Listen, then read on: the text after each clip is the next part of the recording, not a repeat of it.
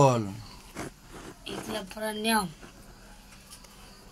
এগুলা হরফ কয়টা? বা একটা। বল বা তো কি করবি, কেমনে পড়বি? আসলে গুণনা করবি। আর ইজহারের হরফ? ইজহার 6টি।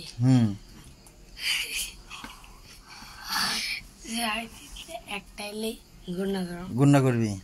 যে কোনো একটাইলে গুণনা করবি। আচ্ছা, বা আসলেও গুণনা করবি। আর ইজহার হরফ 6টা, যে কোনো একটা আসলে গুণনা করবি। আর কেন কয় ঈদগামের হরফ 6টা। এটা পড়ার নিয়ম, যে কোনো একটা আসলে কি করবি? গুণনা করবি। এটাও গুণনা করবি।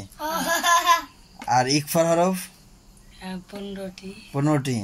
এখানে যে কোনো একটা আসলে গুণনা করবি।